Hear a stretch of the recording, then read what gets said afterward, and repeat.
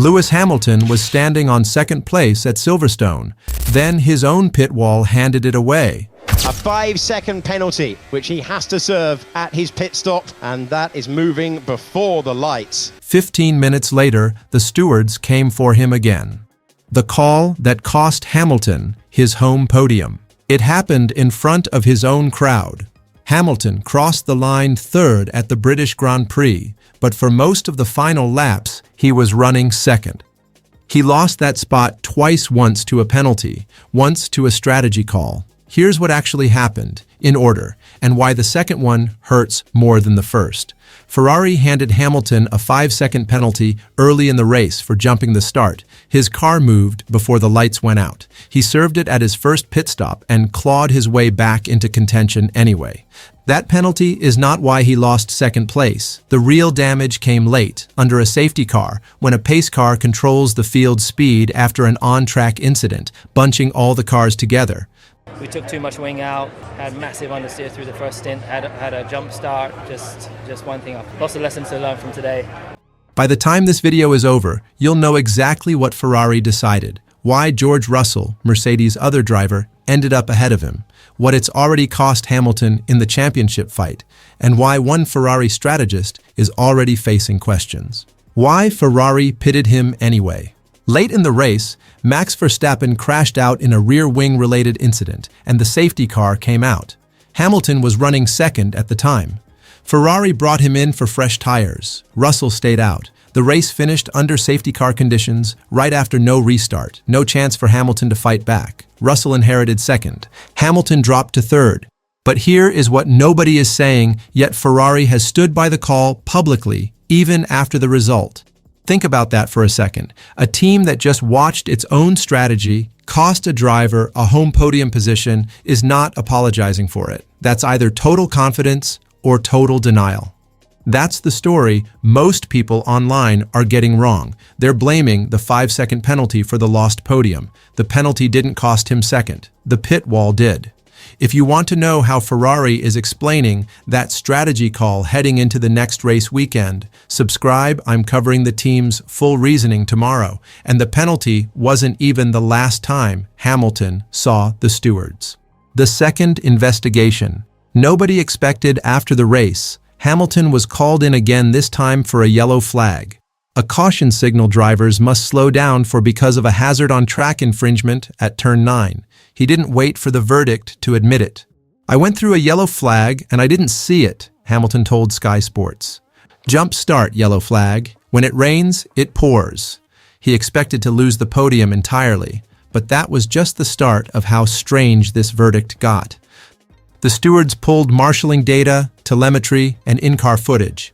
Their finding was specific. The yellow indication only appeared on Hamilton's dash after he'd already passed the danger zone near turn 9. No time penalty, a reprimand only. Sit with that for a moment. 2 separate investigations in the same race, and Hamilton still finished on the podium at his home Grand Prix. That almost never happens to a driver with his profile. Usually one of those goes against him. Compare that to how the rest of the field fared under the same stewarding panel this weekend. Antonelli's own track limits penalty cost him 2 points earlier in the race, and Mercedes chose not to appeal it. Verstappen's crash triggered a separate Red Bull investigation into the car itself, not the driver.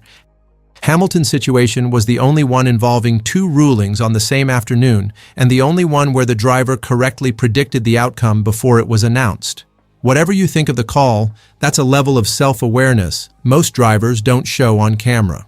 The other story. Ferrari doesn't want you missing. While Hamilton was fighting the stewards, Charles Leclerc was winning the race outright. Kimi Antonelli, Mercedes' championship leader, had pole position and looked fully in control of the race. Then a technical issue on his car dropped him out of contention entirely. That opened the door, and Leclerc walked straight through it. This is his first win since Ferrari's early season struggles put his form under real scrutiny. 3 different outcomes, one afternoon. Leclerc wins. Hamilton survives 2 investigations. Antonelli's championship lead shrinks from 43 points down to 25. Add in Verstappen's crash, and Red Bull is now investigating its own wing issue for the second weekend running. This wasn't just a dramatic race, it reshaped the title fight in a single afternoon. Here's the number that matters most. Hamilton's gap to Antonelli is now down to 32 points. That's his best position of the entire season. Penalties, reprimands, and all. Now, think through 3 ways this weekend actually plays out for Ferrari going forward. Best case, Leclerc's win is the turning point everyone predicted after his early season struggles, and Hamilton's near-miss podium becomes the version people forget by next race. Middle case, Ferrari keeps splitting results between 2 drivers instead of stacking them, and Mercedes' 78-point constructor lead barely moves all season. Worst case, today's strategy call, pitting Hamilton and leaving Russell out, becomes the moment fans point to every time Ferrari's pit wall is questioned for the rest of the year. Hamilton was asked about Leclerc's win directly, and he didn't hesitate. "Congrats to Charles. Charles did a great job today," he said, before admitting his own weekend never quite clicked. "All the magic that I had on Friday just disappeared through the weekend." That's not a driver making excuses. That's a driver naming the problem in real time. What this means, heading into the next race. Hamilton didn't win this weekend. He didn't even keep second, but walked through what he actually walked away with. A podium finish, a reprimand instead of a penalty, after a steward's investigation that could easily have gone the other way, and the smallest gap to the championship leader he's had all year. None of that happened by accident, and none of it happened cleanly either. 2 investigations, 1 penalty served, 1 reprimand avoided, a podium kept by the smallest of margins. That's not a quiet home race. That's a driver surviving a weekend that could have gone very differently.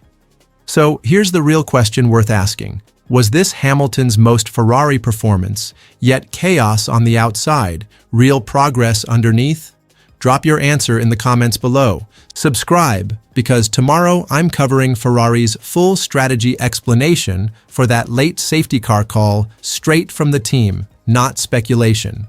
If this gave you a new angle on Hamilton's home race, you'll want to be here tomorrow for Ferrari's side of the story.